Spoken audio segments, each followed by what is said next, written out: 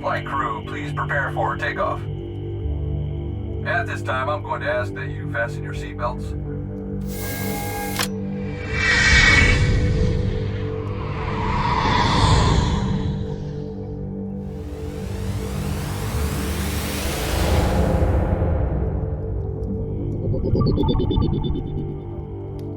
Hopefully this I'm so excited today. I was listening last night to the Bardo, and I'm listening and I was like, oh, this is, and I was taking light notes, not heavy notes, but I was trying to be in the experience of reading and listening at the same time to give you feedback. And when I was like, I need to know if he's building on a definition of Bardo and what this is. And when I saw that, I was like, no wonder she is picking up on this with me. So would you like to hear my story of life Absolutely. between That's why lives? we're on. Bring it on. Well, I will. And then the moon, and then the moon. Yeah. I want to circle back to the moon because it Yeah. was just the most amazing question. Yeah. So, one day, a friend of mine who lived about an hour and a half away just showed up at my house in Tucson, and she came to visit, and she had a bag of books. And she said, I got to download that you need these books, and I brought them to you. Like, she was a woman on a mission. So I was like, thank you. I really appreciate you following your knowing and your magic. And then she didn't even really stay, like she left. She's like, here's your Just brought books, the books. mission accomplished. So I dig into these books. There were 4 books. There were 3 books by Dr. Michael Newton, or 2 of them were by Dr. Michael Newton, and one of them was a case study book. And then the other one was the Book of Ra, which I can show you. It's over there on the windowsill. But so I just used my soul's guidance, and I was like, which one of these books, is the one that I need to dig into first? And it was all of the Dr. Michael Newton work. And I was just immersed in this. And Dr. Michael Newton, I can't remember what his degree was, but he was either a psychologist. I think he was a psychologist, a psychiatrist. I can go pull one of the books off my shelf and get his background. But anyway, he was working with people doing regression therapy, hypnotherapy. And in his practice, and he was medically, he had his, educational credential, whatever. So in his practice, he's doing regression therapy with people, and he starts to realize that what people are saying is not really of this world. So he started tracking what they were saying. And then, the more he did it, the more people went to this space. And he calls that life between lives. That they were regressing to the life between lives. And then he starts tracking that like he's a scientist, in part a researcher. And he starts looking for similarities in what people described. And he basically tracked areas in the life between lives. And when I read that, it was mind-blowing to me, because when I do Akashic Records readings, I was experiencing an aspect of this, different Akashic Record readers experience different things, but I was speaking to the masters, teachers, and loved ones of the person. That's often what happens when I do an Akashic Record reading. Those people's masters, teachers, and loved ones show up. So then I was so blown away, and I don't remember, but it was it was like in this maybe 6 months before my birthday. So I read all of these books, and I'm just like, I'm so in it. And I start doing research because I'm like, I gotta do this. I have to do this. So I find, you know, I think he has an institute where they were training other people to do it. And I find the institute, then I find Arizona.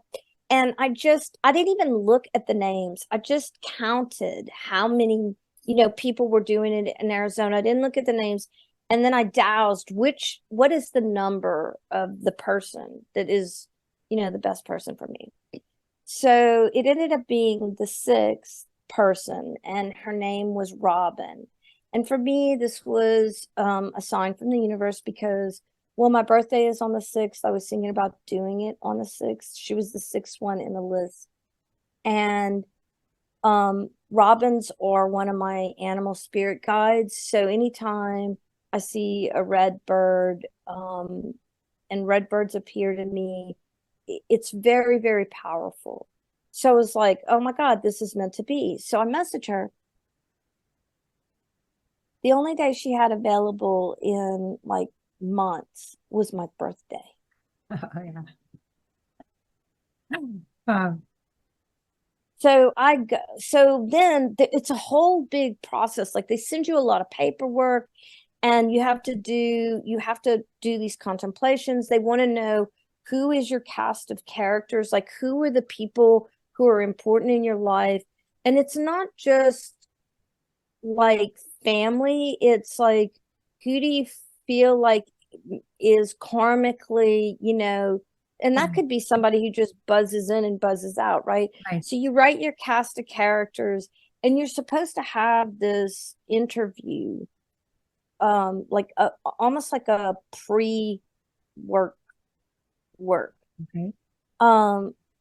So I sent her my cast of characters, and then very quickly I started just going into that life between lives, and I was having these big visions and downloads. And so I would just write them up, you know, like I was kind of in a vision and I was typing at the same time, and I would send her this stuff. And she said, you don't need a pre-meeting, you're already there. So that was great because she lived about 2.5 hours from me. So on the day, I drove up to her house, and it was a day-long experience. And in her setup, you know, there was her workroom. It was darkened, and there was a recliner, and I was in this recliner, and we literally explored my life between lives for maybe 4 hours, 4 or 5 hours. It was literally the whole day. Like I had to be there at 9 or 10, and I left there. It was like 5 in the afternoon, and all we did was this work. And I was in this trance-like state. I transcribed it, and last night I was going to try to find it before we met today. And if I can find my transcript, I'll send it to you so you can have the experience of what it was. But it was, for me, mind-blowing, this experience. Would you like a description of what I remember? Please, I'm all open for you. It was my very first moment of consciousness in this life between lives was I was in a ship, and I had the awareness that the ship is comprised of consciousness, and that it is the group collective consciousness that holds the ship together. And we were like, our essences were contained by these suits that people were either in a red suit or a blue suit. I don't know if that had meaning, but I want to draw this symbol for you. I mean, this was a long time ago, and so much of it is still like right in my consciousness. I just need a sheet of paper. I can use this. But we had these symbols on our suits, and it was something like this. This V-like symbol.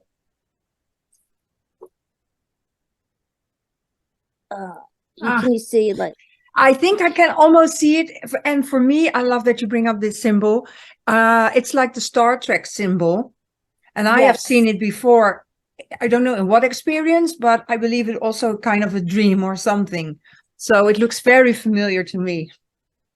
So then the moment I had like all of this happened in like a nanosecond. It was just like suddenly awareness, and it was like awareness for my whole life. And I immediately realized that there were two people on my ship who wanted to leave the mission. And so I had like the whole ship on one side of me and these two people. And I was negotiating with them to not leave the ship, because the minute they left the ship, the whole ship was destroyed. The consciousness just went back into the consciousness field. And I knew who those people were, which was so fascinating. So they left, and the ship disintegrated instantaneously. And then I was in Earth world. And I was in this forest, and I saw this tree, and I knew the tree was a portal. So I went to the tree, and I went through the tree, and in the portal, there was this like amphitheater auditorium with a stage. And when I entered, I was kind of at the front looking at all the seats, and I could see the stage, and I could see. And I instantly knew that all the seats were for every healer who came into Earth consciousness. And there was only one seat available. And I knew that that was my seat. And that sitting in it, it was almost like, plugging into a socket, or like your fingerprint going into the oak of wood, and it's been honed to match your DNA, that nobody else could sit in that seat. And I sat in that seat. And then a whole lot of other things happened, but that's what I remember right now. And it was one of the most powerful experiences for me to be in that space. It really changed me.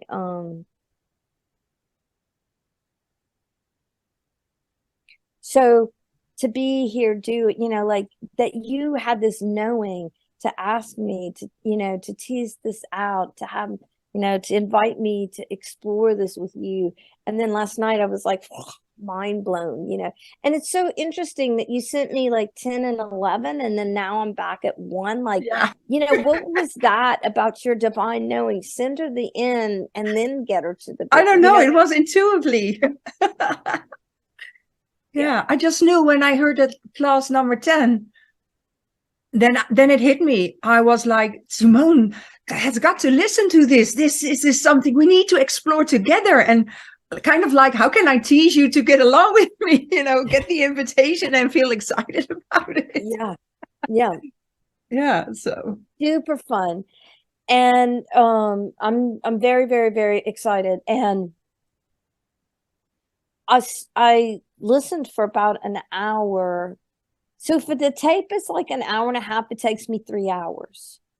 It just does, because I'm listening. I'm trying to take it in passively and use my, my 3 right arrows. But there are certain things that I'm like, I want to write that down. And where is that? Because we might have to go back to that. So I'm kind of like taking notes of, okay, that's the 3rd page on, this thing. But I'm really blown away, and I can't wait to keep going forward. So thank you. Yeah, you're welcome.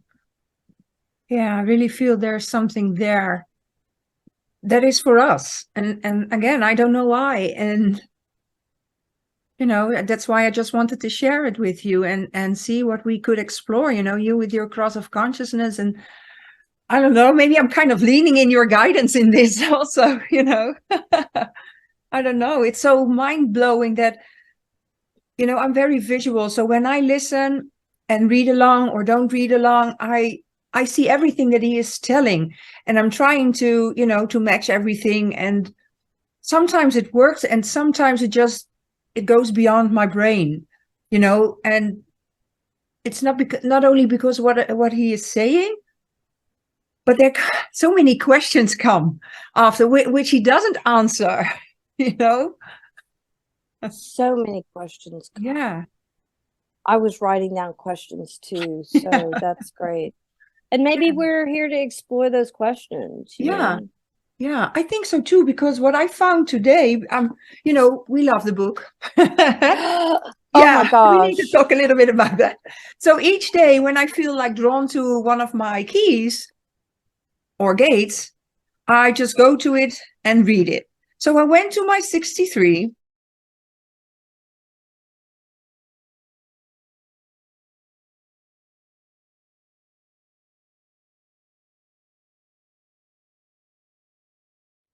Mm-hmm.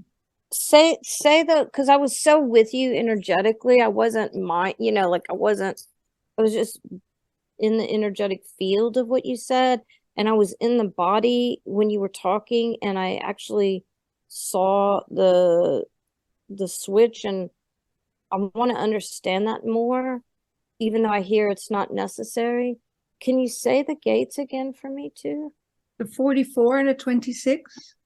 Yeah, and then you said there was a difference between when does it go to the mind and when does it Yeah, go the to 47, like I have in my profile, and the way Karen describes it, it's the 47 and the 22.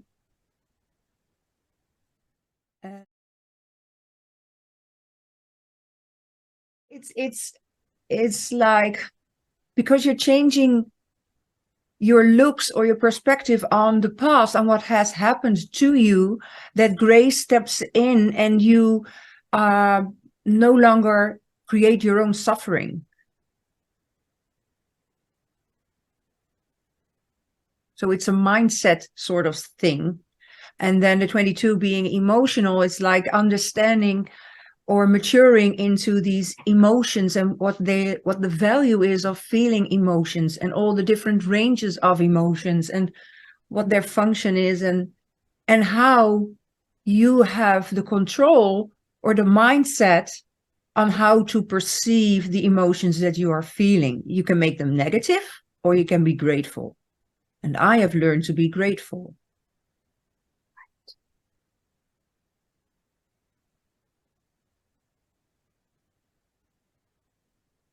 So have I. Yeah. I don't have the 22, but it's one of my very, very favorites. Yeah.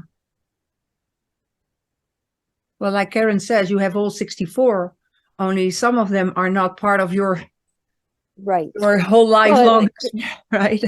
right. And some of them could be in our asteroids, or, like we have Right. them all. Exactly. It's just not necessarily identified here or Right. highlighted here. Right. Yeah. And, the 22 was my first painting. I know. When I started, art just started flowing through me. And it's really one of my very favorite gene keys. Yeah.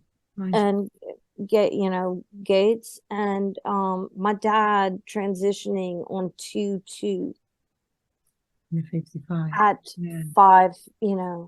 55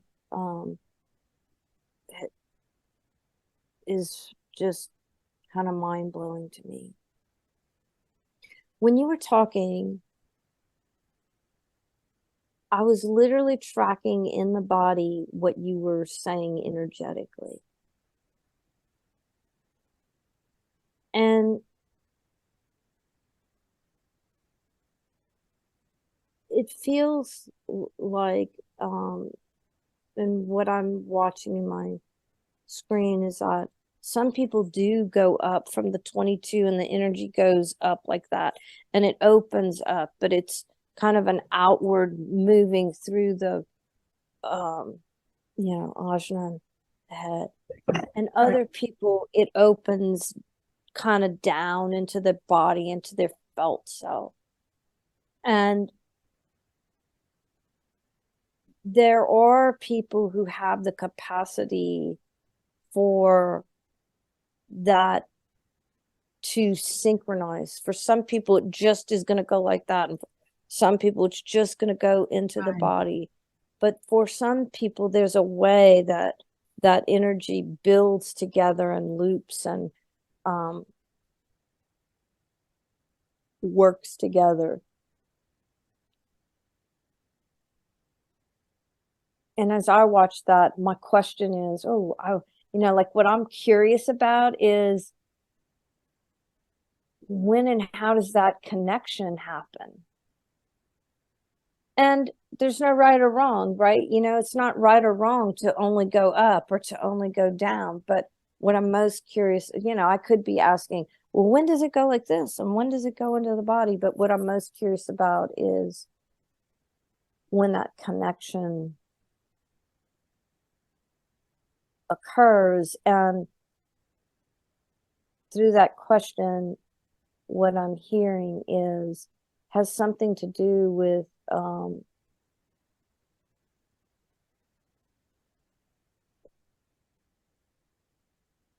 the person not needing to be heard, but to hear the self.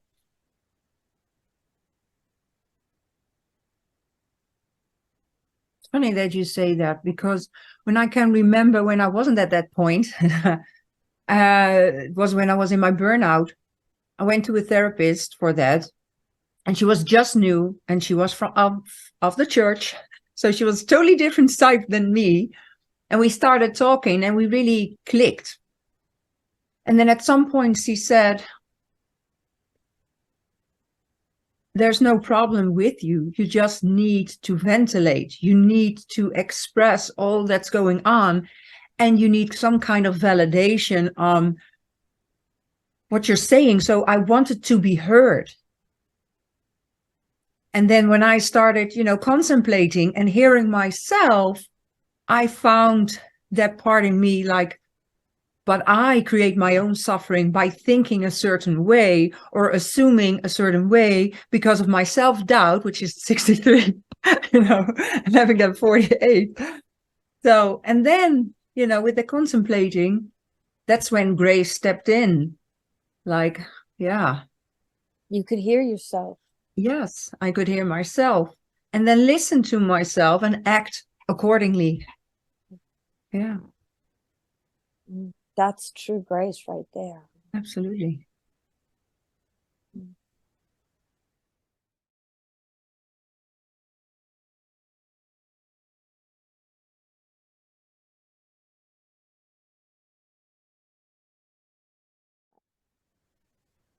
When the moon is full, do you have more divine will? Because I have the 40.6, I also have the 14, which is In the sacral. bounteousness, maybe. Yeah. So she started with divine will. She goes, do you have more divine will when the moon is full? And I'm like, that's an interesting question. Like first I wanted to know about her question. I was like, what is catalyzing this question for you? I find it a really beautiful question to ask. And she, her journey is that she is an artist and she wanted to, and she loves flowers. So she wanted to create flower cards to go with the gene keys. And on her journey to work with the flowers to discover what, is an energetic match, she started taking these flower essence classes and communicating with flowers and essences. And I love what she's come to. What she's arrived at is that it's a bouquet. It's not one flower. It's a bouquet. which is, mind blowing, right? Because Wow. they are a harmonic. What is a bouquet? Right. A bouquet Yeah. is a harmonic, Yeah. and these are a harmonic. So I felt like her, where she's arriving at now is really genius. But she said that in her flower essence classes where they're doing the communication, she's done the guides course. She's a studier like you in her genius. And so she's been working with the people in her group doing gene key sessions with them. And she noticed, and maybe with the work they're doing, full moons are important for communicating and stuff. Right. She noticed that when she was working with people, how their moon gift and Siddhic frequency on the full moon was more Oh, wow. prevalent, like they had more access to it, at a higher frequency. And so I was like, whoa, Corinna and I might need to look at that. Yeah, it's And then I interesting. told her, I was like, oh, I'm working on moon stuff with Corinna. So, thank you for this question. Yeah. But then we went, and then we kind of circled back to me, and I said to her, it's very fascinating, this, because for me, I've done these vision board workshops and guided people through envisioning, and each time I've done that experience, people are creating these boards and they have all this different stuff on them. And what I kind of came to in my own life, and I've stopped doing them because it's always the same, it's that I find some image or make some collage that is a visual that focuses me on, I want to be my highest vibration in every moment. Right. And that's divine will, if you will. Absolutely. I have the Right? 40.1, but not in my moon. Where My EQ. ah And then I've got the contemplative mind because it's the first line. So it's very interesting. Yeah. you have the first and I have the six. We've got the hamburger. I've got the hamburger, and the six can't live without the one, can't come into consciousness without the one. So there we are. Another really beautiful divine matching. connection. Yeah, and what's interesting, you said that she has noticed that people's moon activation gets more amplified. That's the word I chose. When the moon is full. And we have set dates on our moon activations on the full moon. So we were on the right track. I know. So it'll be interesting. So for you, it's a little mind blowing that yours is the 36. 6.4. Which says, I believe, I read it somewhere today, it's espionage. It's the line of espionage, but it has to do with higher knowing and higher spirituality knowledge and stuff. And I was like, whoa, and that's my moon. And I thought it had to do with, because it's in a fourth line, with friends and family and connections. But it was like a totally different description.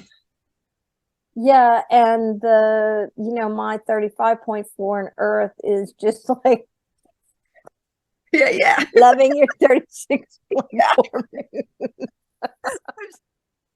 Yeah. Oh my God. It's like oh. So I thought that was really a powerful insight from her. Absolutely. And I was so grateful that she shared it with me, with us. So that's something we can think about as we absolutely move forward. What is her profile? She's I think a 5'1", Let me look it up. I don't want to misspeak. No, because I find it interesting, and something that I'm not really contemplating, but it comes up, is that sixth line, what we talked about. It's always looking into the future. And I feel like we're always just a little step ahead with something, ideas or things that come up. And then some, just a few weeks, or sometimes it's a year, people come with that idea that we already spoke about or thinking about.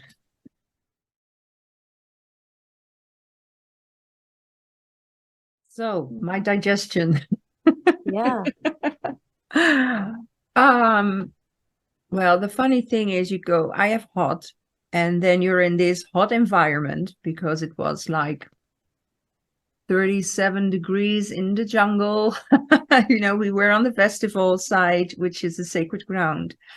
And so you think, I'm in a hot environment, but when you're hot, you drink cold stuff, right? Water is everywhere. Water is free because that's, you have to provide it in a hot country. And so I drank only water. I thought, water is good for you. And but it was iced water. And then the first 2 days were perfect. We were sleeping on the camping site at Envision. Like when you go into your tent, it's still 40 degrees. And then you sleep like really hot. Like you went into the shower, you come out and you're showering without a shower because the sweat is just breaking out everywhere.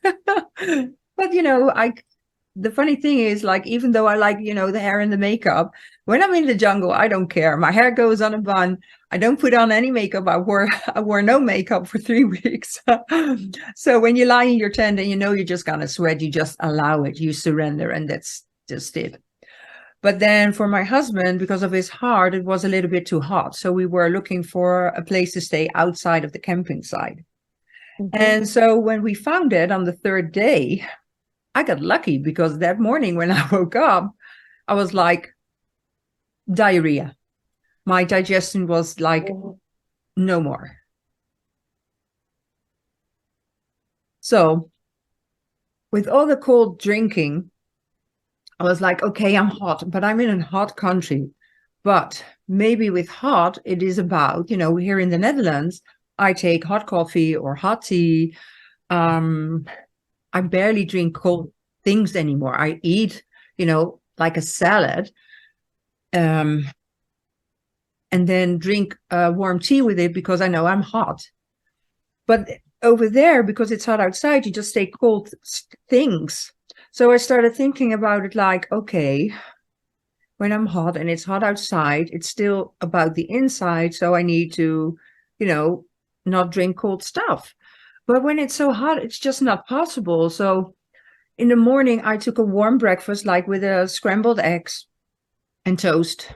So that was warm.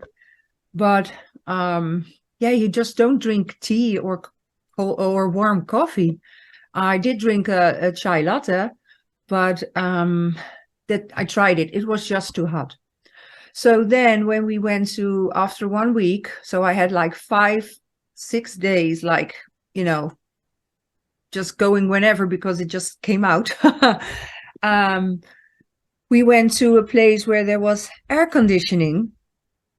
But then I found out that even the air conditioning is not good for your digestion because it's cold. You're going from the hot outside into the cold. And so my digestion just was terrible on my holiday. And then when I came back, funny thing, I started drinking tea on the plane, eating hot food in the plane, which was like lightly cool. And we came into the Netherlands and my digestion was back on track. I was like, what the beep? So when hot, it means and not you hot. Felt it. Yeah, I felt it inside of my body. Mm-hmm. I watched it. So the funny thing is that hot, for me at least, it doesn't mean you need to be in a hot country. It's just taking in warmer foods and warmer drinks. And then on occasion, of course I can eat an ice cream, but it's just like one in a week or something. It's not like every day, all day long, cold water or... something cold. Yeah. So that was my experience. That is so cool.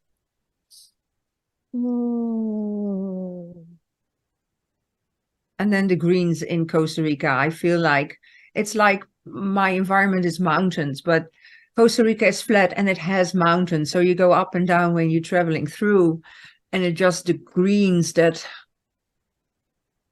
make me feel really, I don't know, one with everything. And I really am missing that over here in the Netherlands. It's like almost no green. Yeah. Really? I would have never hypothesized that. Yeah, well, in comparison, I think that you living near, I believe you live near a lake, right? I live right on water. Right. Yeah, I saw that out of your window. So you have And trees there's with a the lake mountain right and the there. mountains, right?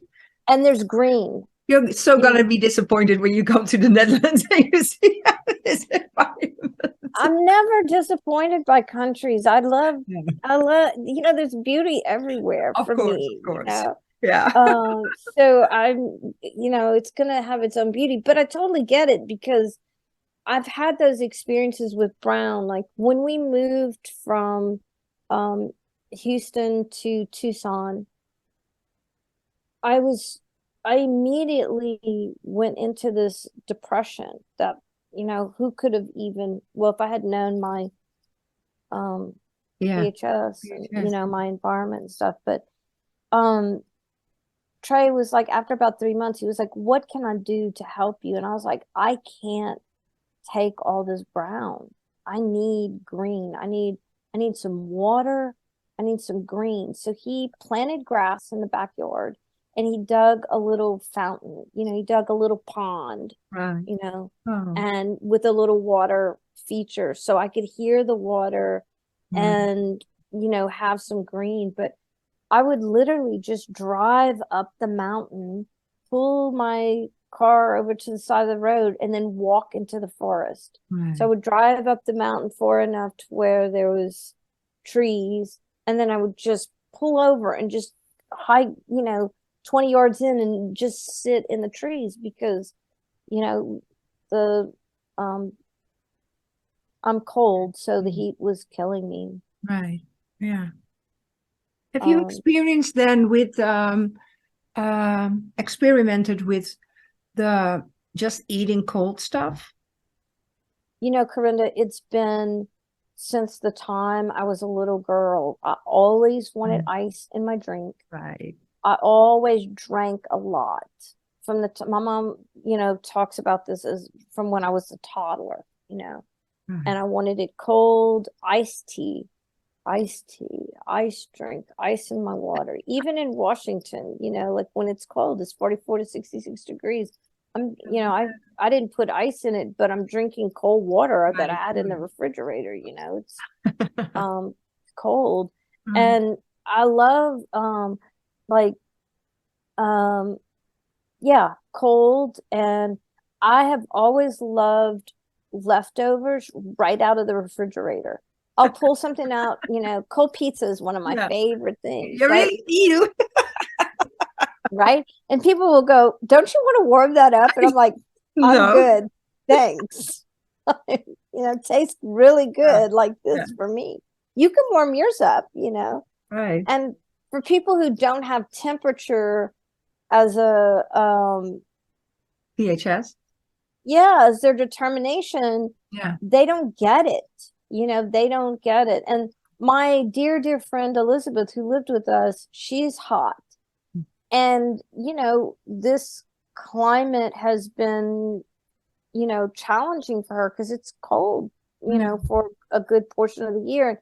Coming from Hawaii, where it's consistently, it's not hot, but, it's consistently warmer there. It gets cool. Yeah, I get that, because when it's like 21 or 22 degrees, that's like hot enough for me. Like 21, 20 is perfect for me. And maybe that's the same for her.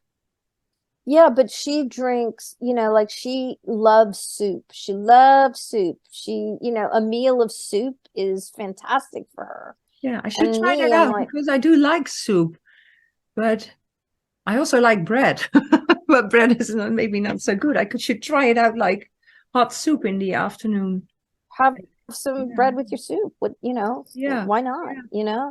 But she loves hot coffee, hot tea, Yeah. hot soup, and I've never been a coffee person. And it's not that I don't like coffee, but even, like my family, Louisiana, has a state coffee. Okay. People drink coffee, hot coffee. My dad used to have a little, he had a little cup, a little Espresso demi-tasse. cup. Yeah. That he walked around the house with his coffee all day long. It's hot coffee and a little cup, because that way it's hot. Then you can go Right. back and put some more hot Right. coffee Yeah. in your Yeah. cup and drink it while it's hot. And I'm like, no. And my parents were always like, what do you mean you don't want some coffee? What, like, are you Yeah. cuckoo for Cocoa But, Pops? Like, but have you never tried a frappuccino or an iced coffee at Starbucks? I'm just like, I just get an iced tea. I Right. get a passion tea with ice, Right. and then it's what it's what Yeah. feels Okay. good to me. I mean, I'll drink. Elizabeth had some really fancy coffee maker, and every now and then she'd say, I'll make you an espresso. And it was a little bitty cup, and she would do the foam, or she'd make me what is a cappuccino. She'd Cappuccino. do Yeah. the foam, and she'd make a little heart, and she'd Yeah. Yeah. put some cinnamon on it, and it's a little thing about this big. Yeah. Well, okay, I'll yeah, Right. I'll sit and have an afternoon coffee with you, because it's this much coffee. It's Yeah. not that I don't, again, it's not that I don't like it. It's just, It's not your you know, thing. Yeah. Just naturally, it's not your thing. And the funny thing is that a 44 is a cold gate and a 26 is a hot gate. I didn't know that. Yeah. 44 is, mine is, my determination is cold, inner vision, natural shores, observed. My motivation is hope. My perspective is peripheral. My view is wanting. That's then something in this deck doesn't make sense, because when he talks about perspective, you've got the personal, the probability, the need, the power, the possibility, and survival. And then I know you're almost all right. So you're then either observed or the conditions.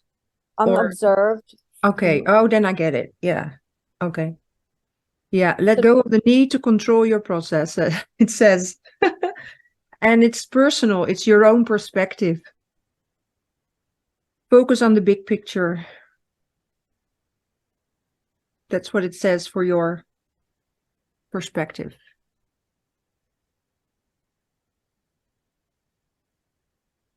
I feel like this has been a lot of my work since, or focus maybe.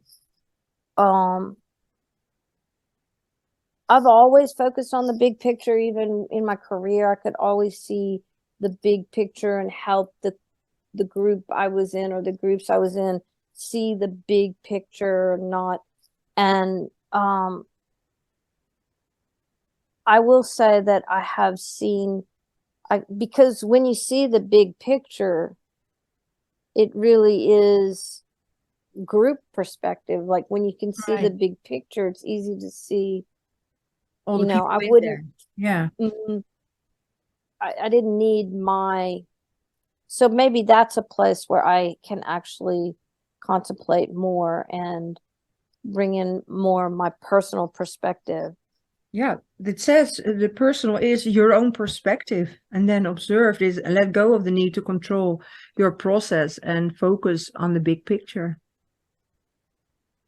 And when you're the observer, you watch your process where it leads you.